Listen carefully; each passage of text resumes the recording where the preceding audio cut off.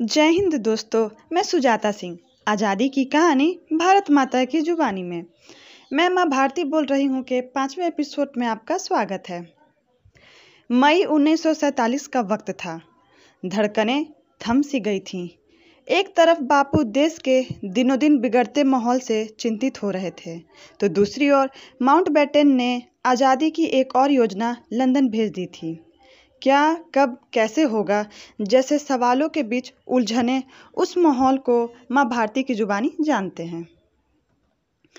British हुकूमत जहाँ हिंदुस्तान के रवा नगरी की तैयारी में लगी थी, वही अंग्रेज अफसर अपनी काली करतूतों का चिट्टा मिटाने में जुट गए थे।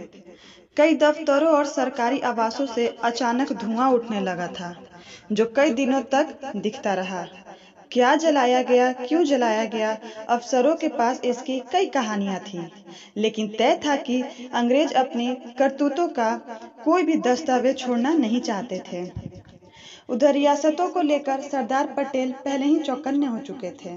वे लगातार रियासतों और राजवाड़ों के प्रमुखों से मिल रहे थे, उन्हें समझाने की कोशिश कर रहे थे और हिंदुस्तान का हिस्सा बने रहने के फायदे गिना रहे थे।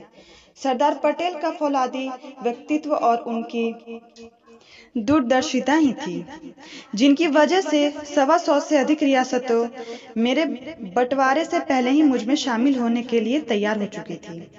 देश में कई जगह अशांति फैली थी। बापू जानते थे कि मई की तपसी इस बार कुछ ज्यादा ही महसूस होने वाली है। शायद इसी वजह थी कि इस महीने के शुरू होते ही वे राजनीतिक उठापटक से दूर दिल्ली की मलिन बस्ती में पहुंचकर लोगों के बीच बैठ गए। वे चाहते थे कि कांग्रेसी अंग्रेजों के ऐसे कुछ प्रस्ताव को ना माने जो देश का बंटवारा करता हो। उनका मानना था कि अंग्रेज यहाँ से चले जाएं, जो होगा हम निपट लेंगे। वही आज़ादी की माउंटबेटन योजना लंदन पहुंच चुकी थी। यह 5वां प्रयास था, जब वायसराय की ओर से एटली सरकार के पास आज़ादी का रोड मैप पहुंचा था। दरअसल बंटवारे को पहले पागलपन कहने वाले वायसराय ने बंटवारे का ही रोड मैप भेजा था, जिसे पढ़ने के बाद नेहरू ने लगभग चिल्लाते हुए कहा, सारा खेल खत्म हो गया। वहीं ब्रिटिश पीएम एटली ने कुछ संशोधन करके माउंटबेटन योजना को वापस भेजने दिया।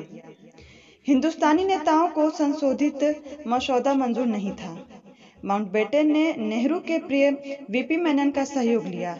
इस बार बनी योजना पर नेताओं की मंजूरी मिल गई। माउंटबेटन सब कुछ लेकर लंदन पहुंच गए। मेनन भी साथ थे। दोनों 31 मई 1947 को वे दिल्ली लौटे।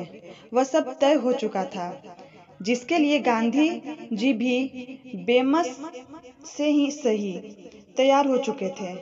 अब इस विभाजन के मसौदे पर अंतिम मुहर लगनी ही बाकी थी।